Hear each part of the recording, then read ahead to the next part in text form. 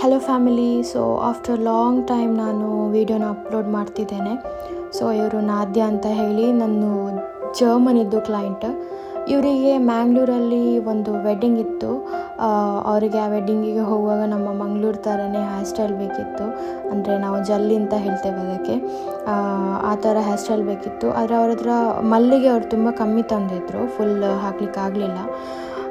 Main thing ಏನು ಅಂತ ಹೇಳಿದರೆ ಇವರ ಹೇರ್ ತುಂಬ ಶಾರ್ಟ್ ಇತ್ತು. ತುಂಬ ಅಂದರೆ ನೀವು ವಿಡಿಯೋದಲ್ಲಿ ನೋಡಿದರೆ ತುಂಬ ಬಾಬ್ ಕಟ್ ಅಂತ ಹೇಳ್ತಾರಲ್ಲ ಆ ರೀತಿ ಇತ್ತು.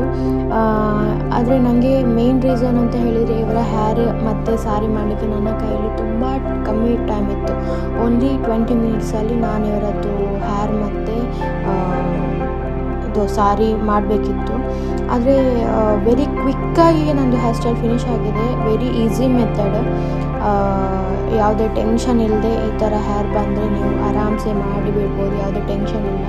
ಸೊ ಈ ಪೂರ್ತಿ ವಿಡಿಯೋ ಈ ಥರ ಶಾರ್ಟ್ ಹೇರಿಗೆ ಹೇಗೆ ಮ್ಯಾನೇಜ್ ಮಾಡಿ ಹೇರ್ ಎಕ್ಸ್ಟೆನ್ಷನ್ ಹಾಕಿ ಹೇರ್ ಸ್ಟೈಲ್ ಮಾಡ್ಬೋದು ಅಂತ ಹೇಳಿ ನಾನು ನೆಕ್ಸ್ಟ್ ವೀಡಿಯೋದಲ್ಲಿ ನಿಮಗೆ ಹೇಳಿಕೊಡ್ತೇನೆ. ಲಾಸ್ಟ್ ತನಕ ವೀಡಿಯೋ ನೋಡೋದಕ್ಕೆ ತುಂಬ ಧನ್ಯವಾದಗಳು. ಆಮೇಲೆ ವಿಡಿಯೋನ ಲೈಕ್ ಮಾಡಿ, ಶೇರ್ ಮಾಡಿ, ಹಾಗೆ ಸಬ್ಸ್ಕ್ರೈಬ್